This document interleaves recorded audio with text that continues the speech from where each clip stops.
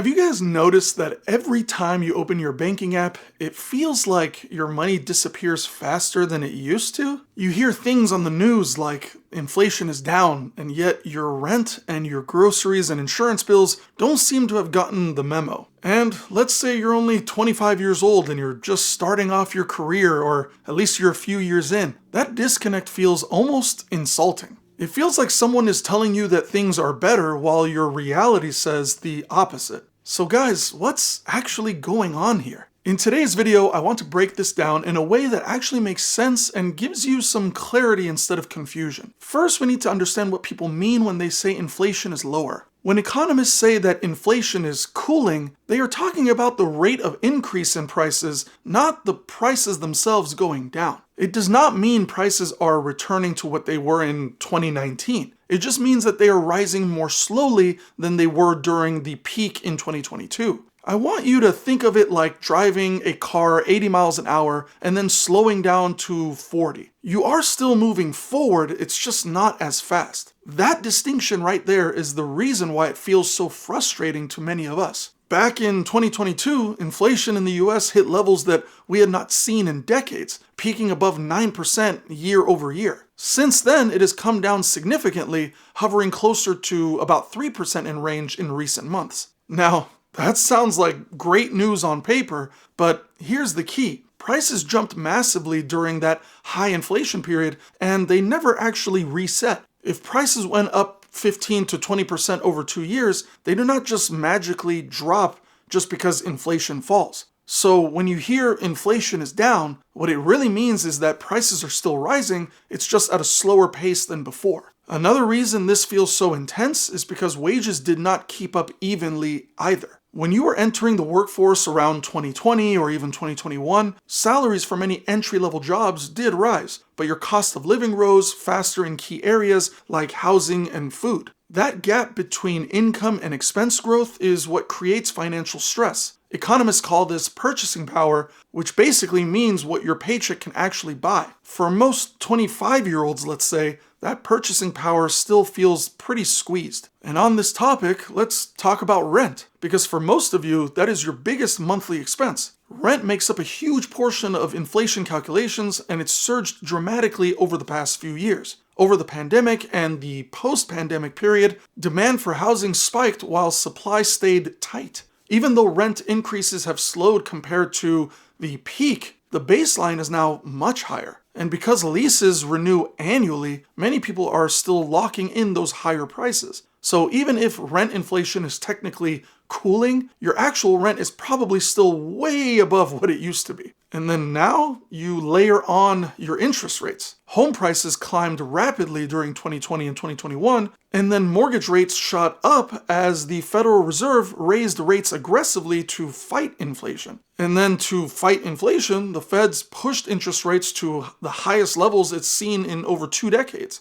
That makes buying a home significantly more expensive, especially for first-time home buyers in their 20s. And then to make matters even worse, landlords also faced higher borrowing costs, and many passed those costs on to those renters. So housing overall, whether you want to rent or to buy, feels structurally more expensive. And now let's add another piece to this equation. Groceries are another category where pain is real. During the inflation surge, food at home prices jumped sharply due to supply chain disruptions and higher transportation costs and increased labor expenses. Companies raised prices to protect their margins. Even as supply chains normalized, many food prices stayed elevated instead of falling back. That is partly because business realized consumers would tolerate the higher prices. And guys, when you check out at the store today, you are paying for that permanent reset. And here's another one to add to the mix. Insurance is a quieter but more brutal hit on your budget. Car insurance premiums have risen significantly over the past years. Repair costs are higher because cars are packed with advanced technology and replacement parts are more expensive. Think about health insurance premiums and out-of-pocket costs. Those have also increased for many people. Let's also mention home insurance. In certain states, that has skyrocketed due to climate-related disasters and higher rebuilding costs.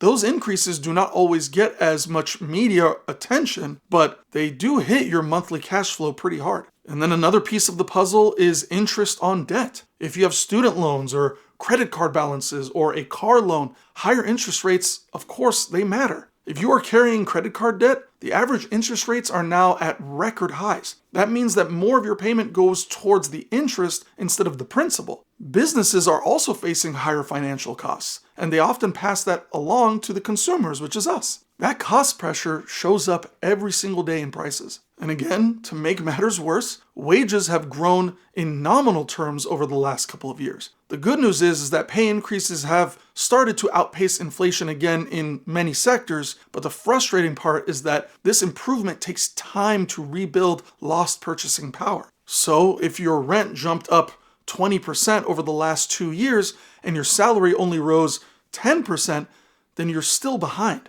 That's why even with strong job numbers, many young adults do not feel financially secure. It is possible for the macro data to look solid when individual budgets still feel tight. And on the other hand, there's also this thing called shrinkflation. A simple box of cereal that used to be 16 ounces might now be 13 ounces for the same price. Companies quietly reduce package sizes instead of raising sticker prices even more. This strategy helps keep price tags look stable, but it keeps official inflation numbers somewhat contained. So when you feel like you are getting less for your money, you're not actually imagining it. And then, of course, government policy plays a role here too. When the Federal Reserve raises rates to cool inflation, it intentionally slows down the economy. Higher rates make borrowing more expensive, which reduces spending and investment. They also cool down the job market over time. That then trickles down hiring decisions and salary growth. So even though inflation slows, the adjustment period can feel uncomfortable for workers.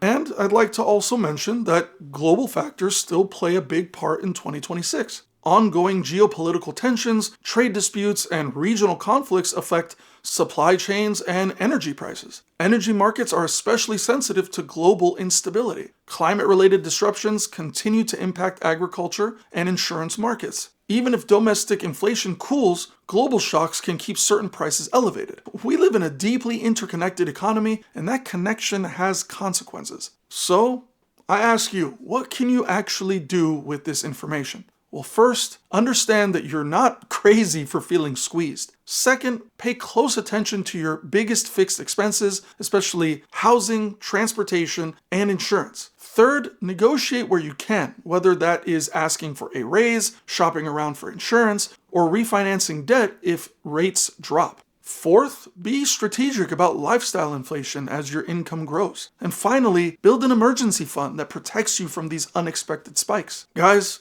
if you're 25 years old and watching this, or even if you're 35, time is still your biggest advantage. High-yield savings accounts and investment accounts benefit from compounding over decades. Learning basic investing, budgeting, and tax strategies now will pay off massively later. Just watching these videos already puts you ahead of the curve. If you increase your income even slightly each year while keeping your fixed expenses under control, you gain at least some breathing room. It may not feel dramatic in the short term, but it compounds. Financial literacy is one of the strongest defenses against economic volatility. It's also important to zoom out emotionally as well. Even social media amplifies frustration because everyone shares their rent increases and their grocery receipts. But zooming out at least helps you see the broader cycle. The economy went through a historic shock during the pandemic. The inflation spike that followed was part of that shock. When leaders say that inflation is down, they are speaking in technical terms, not in personal ones. Understanding the language reduces the feeling of being gaslit. And guys, here's to the honest truth. Inflation going down does not mean life gets cheaper. Inflation going down simply means that the rate of the pain is slowing down. For prices to actually fall across the board, you would need to deflate or go into deflation. That usually only happens during recessions or economic crises. Policymakers try to avoid deflation because it can lead to job losses and deeper downturns. So the system is designed to slow price growth, not reverse it entirely. The bottom line is, guys, inflation being lower is good news at the macro level. You are not wrong for still feeling financial pressure at a personal level. Both realities can exist at the same time. But you now understand the difference between prices rising more slowly and then prices actually falling. If you use that knowledge to make smarter money decisions, you are already ahead of the curve like I mentioned before. And that clarity is power in an economy that often feels confusing. Guys, I want to thank you for watching this video all the way through. If you learned something new, please like, comment, and subscribe, and go ahead and let me know what videos you would like to see next as I post every single week. I appreciate you tuning in, and I'll see you in the next video.